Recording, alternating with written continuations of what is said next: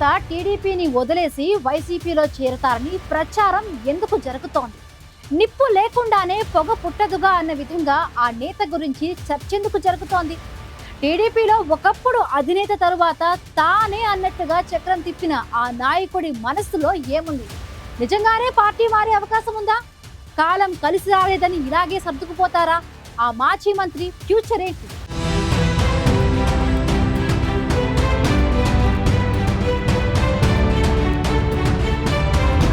AP రాజకీయాల్లో ఆయన కీలక నాయకుడు. 3 సార్లు ఎమ్మెల్యేగా, ఒకసారి మంత్రిగా పనిచేసిన నాయకుడికి పార్టీ అధికారంలోకి వచ్చినా ప్రాధాన్యం లేకుండా పోయింది. దీంతో ఆయన పార్టీ మారతారనే ప్రచారం సోషల్ మీడియాలో జోరందుకుంది. టీడీపీ సీనియర్ నేత దేవినేని ఉమామహేశ్వరరావు పార్టీ మారతారనే ప్రచారం హాట్గా నడుస్తోంది. టీడీపీకి అత్యంత విధేయుడిగా దేవినేనికి పేరుంది. 2014 నుంచి 2019 మధ్య చంద్రబాబు కేబినెట్లో కీలక శాఖకు మంత్రిగా ఉన్నారు ఉమా. 2019 ఎన్నికల్లో తొలిసారి ఓటమి చవిచూసిన ఉమా 2024లో టీడీపీ టికెట్ కూడా తెచ్చుకోలేకపోయారు. 2019లో వైసీపీ నుంచి గెలిచిన వసంత కృష్ణ ప్రసాద్కి 2024లో టీడీపీ టికెట్ ఇవ్వడంతో దేవినేని ఉమా స్పీడ్కి బ్రేక్ పడింది.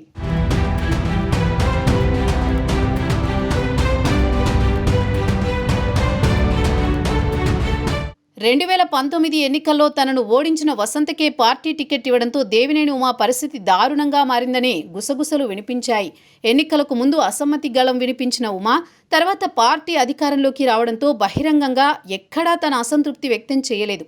పార్టీ పవర్లో ఉంది కాబట్టి తన అనుభవానికి తగ్గ నామినేటెడ్ పదవి దక్కుతుందని భావించారు. కానీ ఆ విషయంలో కూడా ఉమాకి నిరాశే మిగిలింది. ఎప్పుడూ పార్టీ లైన్ దాటని మాజీ మంత్రి ఉమా అడపాదడపా చంద్రబాబు కార్యక్రమాల్లో పాల్గొంటున్నారు.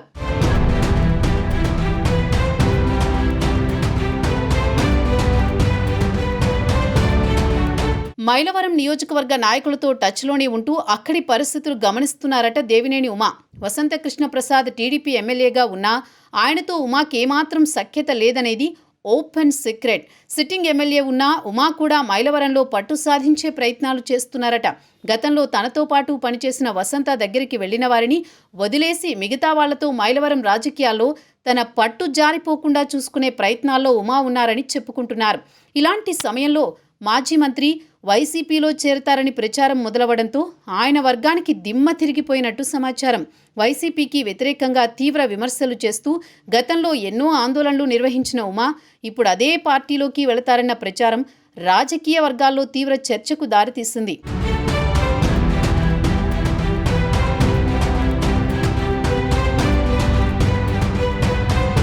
దేవినేని ఉమా పార్టీ మారతారనే ప్రచారం ప్రత్యర్థుల పనే అయ్యుంటుందని ఆయన వర్గం అనుమానిస్తోంది. సోషల్ మీడియా ప్రచారంపై ఎక్స్ వేదికగా స్పందించారు మాజీ మంత్రి.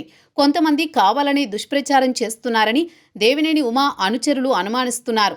దీనిపై పోలీసులకు ఫిర్యాదు చేయడానికి కూడా సిద్ధపడినట్టు చెబుతున్నారు. మరోపక్క దేవినేని అనుచరులు మైలవరం ఎమ్మెల్యే వసంత కృష్ణప్రసాద్ పాత్ర ఉందని అనుమానాలు వ్యక్తం చేస్తున్నారు. గతంలో ఇద్దరు నాయకుల మధ్య పచ్చగడ్డి వేస్తే భగ్గుమనే పరిస్థితులుండేవి. వసంత కృష్ణప్రసాద్ దేవినేని ఉమాపై నిప్పులు చెరిగేవారు. ఏ చిన్న అవకాశం వచ్చినా ఆ ఇద్దరి మధ్య మాటల యుద్ధం జరుగుతుండేది. అలాంటి పరిస్థితుల్లో అనూహ్యంగా కృష్ణప్రసాద్ టీడీపీలో చేరి దేవినేని ఉమా సీటుకి ఎసురు పెట్టడంతో ఒకే వరలో 2 కత్తులన్నట్లే ఉంది మైలవరం టీడీపీ రాజకీయం.